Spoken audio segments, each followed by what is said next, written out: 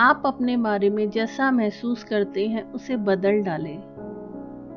अपनी निजी समस्याओं, पुरानी गलतियों, असफलताओं और पछतावों की लिस्ट बनाएं, उसे जला दें। इसे राख में बदलता देखें और जोर से कहें, यह अंतिम बार है, अब मैं तुम्हें हावी नहीं होने दूंगा। मुझे ज़्यादा ज़रूरी चीज़ें करनी हैं। अपना एक्शन हमेशा आपके विचारों पर जोर डालता है। अपनी पुरानी गलतियों से सीखें, उनसे छुटकारा पालें, इसे अपने पीछे से हटा लें। दुनिया में काफ़ी बंदर हैं जो आप पर कूदना चाह रहे हैं। अपनी निजी संपत्तियों, क्षमताओं, उपलब्धियों की लिस्ट बनाएं। एक वास्तविक रिज्यूम अच्छी शुरुआत होगी।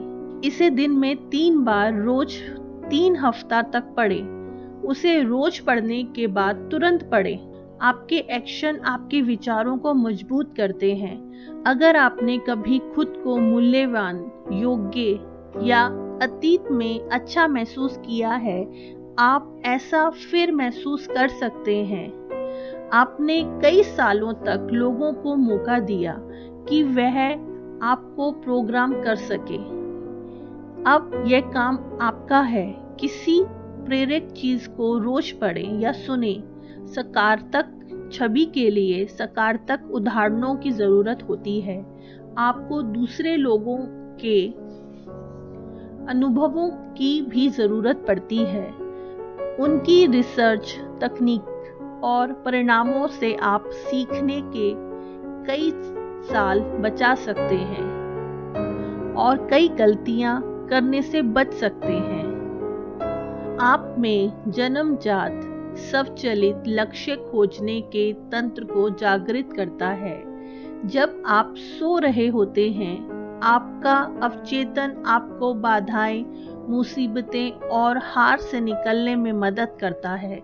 जैसे आप अपने लक्ष्य को पाते हैं, लिखा हुआ प्रूफ आपको एक योग्य और जीतने वाले इंसान के रूप में समर्थ देता है और अच्छी आत्मछवि के बीज बोता है।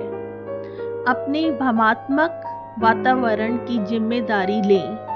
एक गरुड़ की तरह उड़ना मुश्किल होता है जब आप टर्की के पक्षियों से घिरे हों।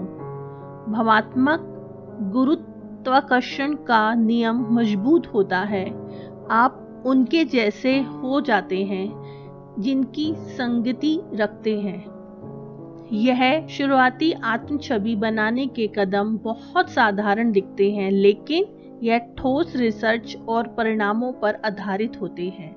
वह एक मजबूत, जिसे मैं आंतरिक कहता हूँ, नेट वर्थ के आधार पर होते हैं। जब आप अपनी मजबूती और मूल्यों में विश्वास रखते हैं तो उनका समर्थन करते हैं और खुद में विश्व स्तर रचनात्मक सफल इंसान बनने की जिम्मेदारी लेते हैं, तब और सिर्फ तब आप दूसरे लोगों पर सकारात्मक प्रभाव बनने की ओर जाने लगते हैं। जो कोशिश करते हैं वे अपने आप को पुनर्निर्मित कर लेते हैं।